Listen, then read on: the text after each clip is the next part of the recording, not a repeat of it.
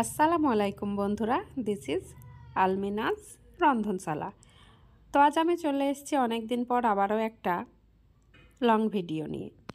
তো আজ আমি এখানে দেখাবো খাজুর গুড়ের পাকন পিঠা।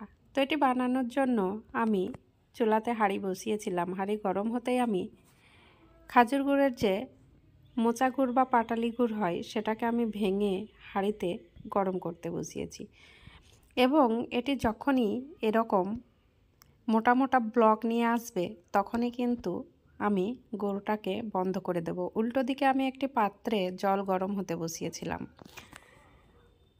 জল ঠান্ডা হতে দেব। এবার অন্য একটি পাত্রে আমি কিছু কাঠবাদাম, কিছু চিনেবাদাম এবং কিছু কাজু সামান্য গরম তাওয়ায় ভেজে নিয়ে এগুলিকে আমি একসঙ্গে মিক্সিতে নিয়ে গ্রাইন্ড করে নেব।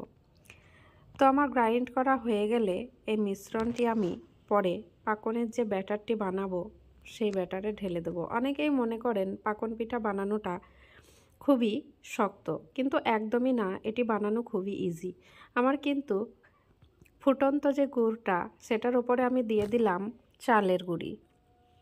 তো আমি এখানে পরিমাণ মতো চালের গুঁড়ি দিয়েছি, যেহেতু আমার খাজুর গুড়ের পরিমাণটি 1 কিলো মতো, তো তাই এখানে আমি প্রায় আধা কিলোর ওপরে দিয়ে দিয়েছি চালের গুঁড়ি। এটাকে আমি ভালোভাবে মিক্সড করে নেব। ভালোভাবে মিক্সড হয়ে গেলে এর মধ্যে আমি অ্যাড করে দেব ময়দা। তো ময়দাটিও আমি 250 গ্রাম পরিমাণ দিয়েছি। তো ময়দাটি দিয়ে মিক্সড করা হয়ে গেলে আমি যে বাদামের বা ড্রাই ফ্রুটের মিশ্রণটি বানিয়েছিলাম ওই ড্রাই পাউডারটা দিয়ে দিলাম, এবং দিয়ে দিয়েছি একটা অতি প্রয়োজনীয় পাউডার, যেটা হলো আমুল গুঁড়ো দুধ। এই যে গুঁড়ো দুধটা মেশানোর ফলে পাকনের একটা আলাদাই সুগন্ধ এবং টেস্ট আসবে।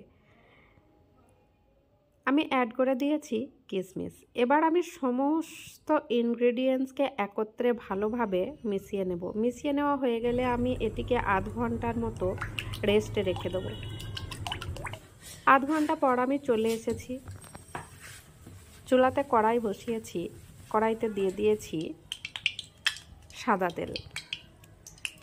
তো তেল গরম হতেই আমি এবার ব্যাটারটিকে এইভাবে অল্প অল্প করে তেলে ছেড়ে দেব।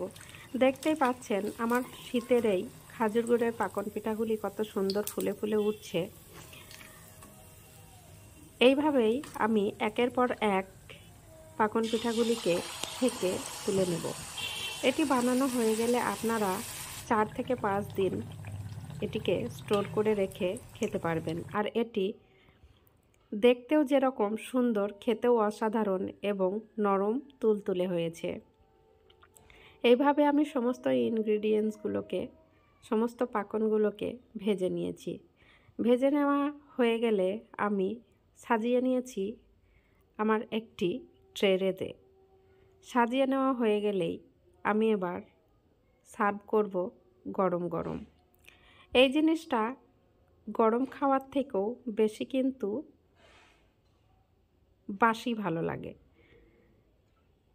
যতটা পরিমাণ না গরম ভালো লাগবে তার থেকেও বেশি বাসি খেতে ভালো লাগবে। তাই শীতে খাজুর গুড়ের মরশুমে এই রেসিপিটা একদিন হলেও আপনারা বাসায় ট্রাই করে দেখবেন। তো রেডি হয়ে গেছে আমার এই পাকন পিঠা। আমার এই রেসিপিটি যদি আপনাদের ভালো লাগে তাহলে আমার চ্যানেলটিকে একটি সাবস্ক্রাইব এবং লাইক করে দেবেন। ধন্যবাদ।